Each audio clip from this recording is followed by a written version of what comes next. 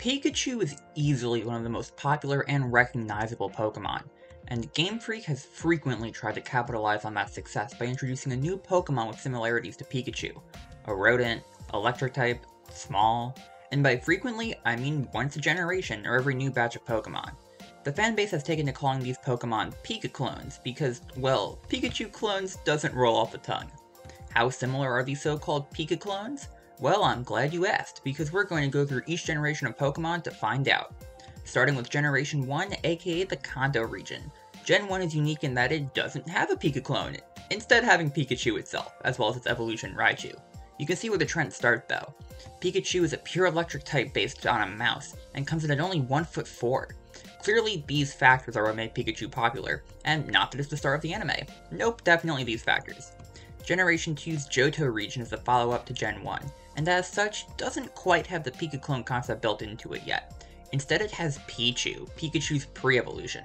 You see, one of the gimmicks of Gen 2 was giving already existing Pokemon new baby forms, and Pichu is one of those. So even though it's not a full Pika clone, it's already starting the trend of tying the Pika clone to the generation's gimmick. Case in point, Gen 3's gimmick is double battles, where two Pokemon fight on each side at once, as opposed to normal 1v1s. So Gen 3 has two Pika clones, Plusle and Minun. I consider these two lovely Pokemon to be the first true Pika clones, making it kinda funny that the first gen to have Pika clones has two of them. Regardless, both Plusle and Minun are electric mice that are 1'4", exactly like Pikachu. Interestingly, tying into the double battle theme are their abilities, a new mechanic also introduced in Gen 3. While most abilities work on their own, Plusle and Minun's abilities give them a boost when in a double battle with each other, which is cool. Generation 4 introduces us to the Sinnoh region and its Pika clone, Pachirisu. Pachirisu is still pure electric type and the same height as Pikachu, but instead of being based on a mouse, it's based on a squirrel, a different type of rodent. So Pachirisu is already trying to differentiate itself from the other Pika clones. This is a good thing as Pachirisu has nothing else unique about it. It was a member of Ash's companion Dawn in the anime though, so that's something. Generation 5's Pika clone is Emolga. Emolga definitely stands out as a Pika clone due to its rare electric flying type, making it the only electric flying type at the time that was readily available. The other two are legendaries.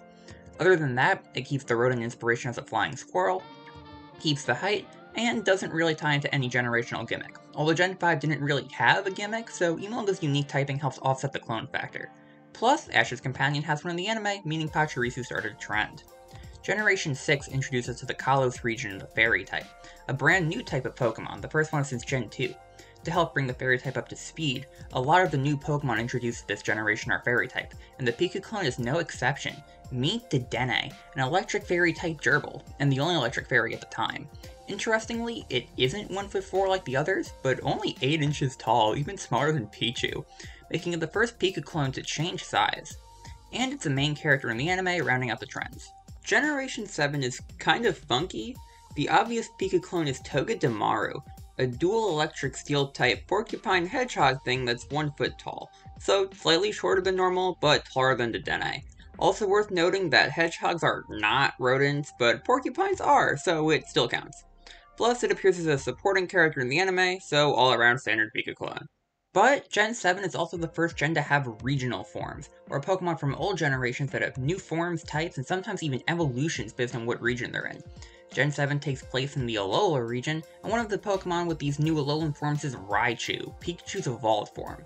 So while Alolan Raichu is still just Raichu, it is a totally new form, and since Pichu, Pikachu's pre-evolved form, counts as a sort of Pika clone, it tracks that Alolan Raichu would too. On top of all of that, Gen 7 also introduces us to Mimikyu. At first description, Mimikyu doesn't seem like a Pika clone at all.